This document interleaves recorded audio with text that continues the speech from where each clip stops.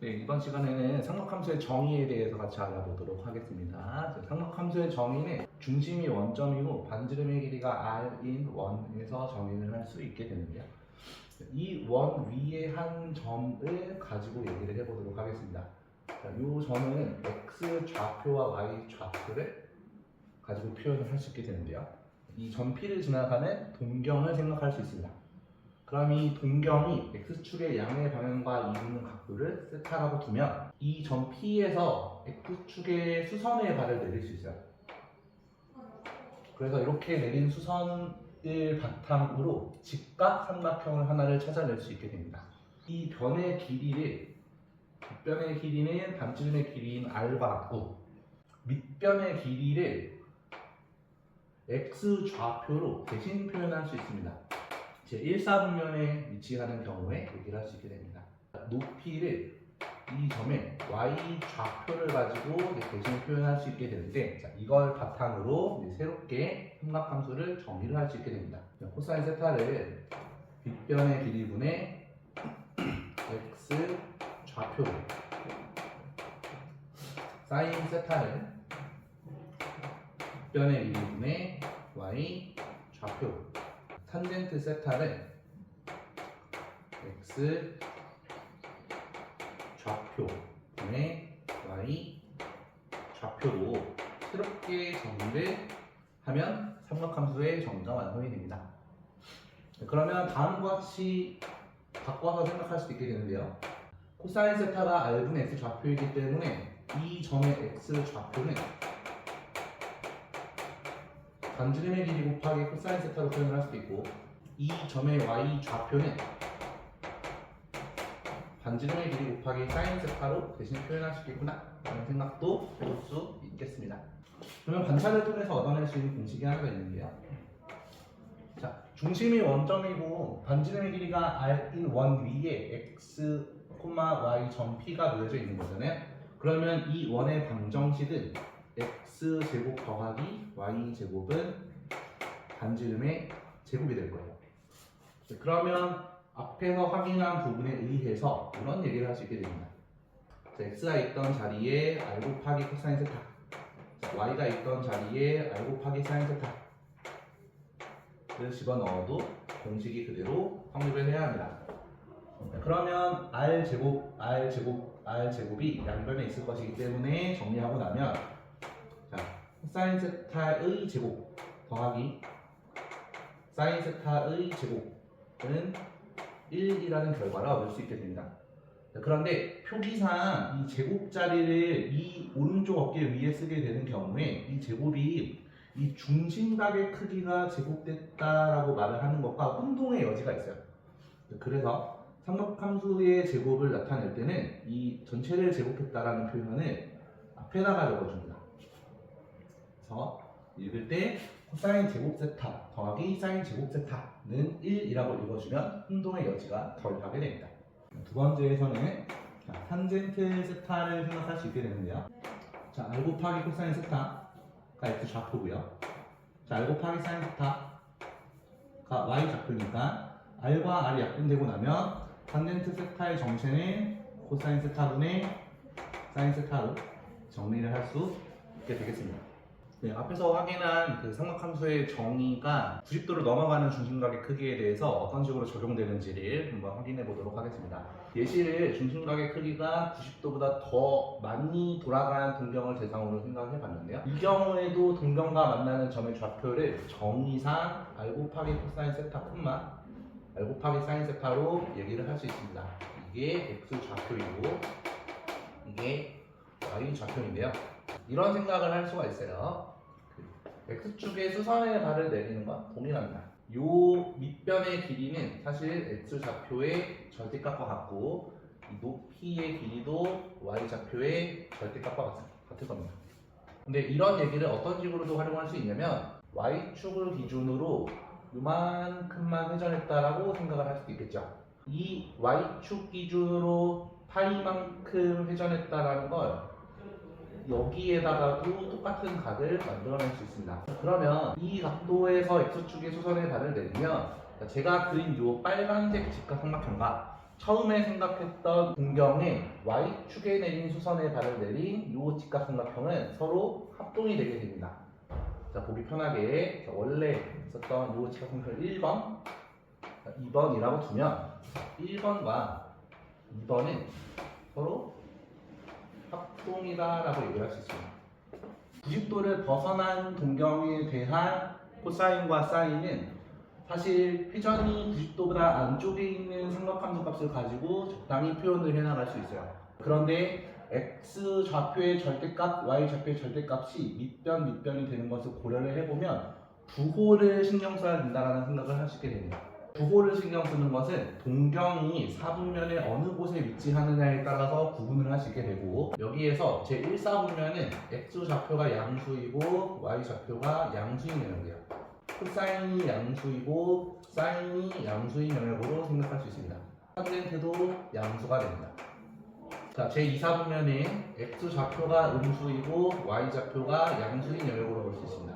사인은 음수이고 사인이 양수가 되고 탄젠트는 음수가 됩니다. 제3사분면에 x 좌표가 음수이고 y 좌표도 음수인 영역입니다. 사인이 음수이고 사인도 음수가 됩니다. 탄젠트는 양수가 됩니다. 제4사분면은 x좌표가 양수이고 y좌표가 음수입니다. 코사인은 양수이고 사인 값은 음수가 나와야 됩니다. 그리고 탄젠트 값은 음수가 나와야 될 거예요. 그래서 그 삼각함수의 정의가 원래는 변의 길이에서 우리가 삼각 B를 다루었지만 좌표로 변의 길이를 대신하는 바람에 부호를 조금 더 신경 써야 되는 상황이 추가됐다라고 생각을 하시면 좋습니다. 자, 그래서 제 1, 2, 3, 4분면에서 잘 바라보면 양수가 되는 삼각함수를 기준으로 쉽게 외울 수가 있어요. 제 1, 4분면의 경우에는 코사인, 사인, 탄젠트가 전부 다 양수가 됩니다. 올로 외우고요. 제 2, 4분면에서는 사인만 양수가 되는 걸 볼 수 있어요. 그래서 사. 제 3, 4분면에서는 탄젠트만 양수인 걸 볼 수 있죠. 그래서 탄. 제 4, 4분면에서는 코사인만 양수가 되는 걸 볼 수 있습니다. 그래서 코. 그래서 많은 사람들이 제 1, 2, 3, 4분면에 양수가 되는 삼각함수만 따서 순서대로 울사, 탄, 코만 양수가 된다라고 익혀두면 그 부호를 생각해서 삼각함수 값을 계산할 때 빠르게 접근할 수 있게 됩니다. 그 많은 학생들이 혼란을 줄 수 있는 각 변환이라고 불리는 주제에 대해서 같이 얘기 나눠보도록 하겠습니다. 자, 기본적인 원리는 반지름의 길이가 1인 원에서 동경에 의해서 결정되는 원의 한 점을 나타내는 정의에 의한 표현과 길이를 가지고 점의 좌표를 찾아낸 것이 일치해야 된다는 관점에서부터 출발하면 되겠습니다. 자, 반지름의 길이가 1인 원에서 중심각의 크기가 세타라고 주어지면 정의에 의해서 이 점의 좌표는 코사인 세타와 사인 세타로 표현할 수 있습니다. 자, x축의 수선의 발을 내리면 직각삼각형을 찾을 수 있어요. 중심각이 나타내는 동경이 제1사분면에 위치한다라고 가정을 하면 이 변의 길이도 코사인과 사인이 모두 양수이기 때문에 이 길이도 코사인 세타와 사인 세타로 나타낼 수 있게 됩니다. 제1사분면에 위치한 점은 길이를 가지고 표현을 하더라도 코사인 세타와 사인 세타로 표현할 수 있게 됩니다. 중요한 부분은 제1사분면에 위치한 동경인 경우에 코사인 세타와 사인 세타가 모두 양수라는 데 있습니다. 중심각의 크기가 세타이기 때문에 이 세타를 가지고 합동인 삼각형을 그릴 수 있습니다.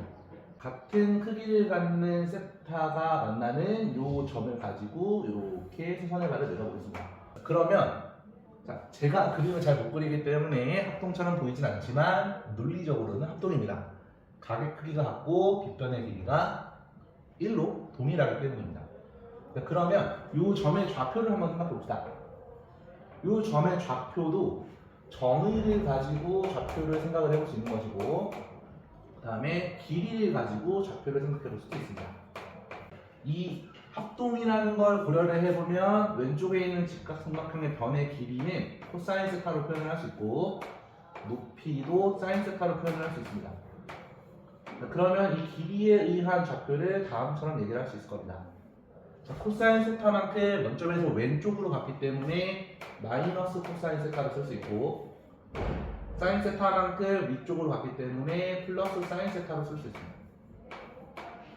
다음 정의를 이용한 표현을 생각해 볼 수 있는데요. 자, 이 중심각의 크기가 세타는 정의대로면 맞지 않는 표현입니다.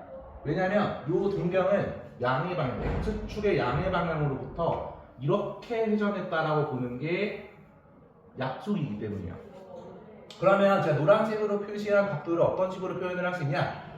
우선 180도만큼 갔다가 세타만큼 다시 음의 방향으로 회전했다라고 볼 수 있고, 그럼 이 중심각의 크기는 파이 마이너스 세타로 표현할 수 있을 거예요.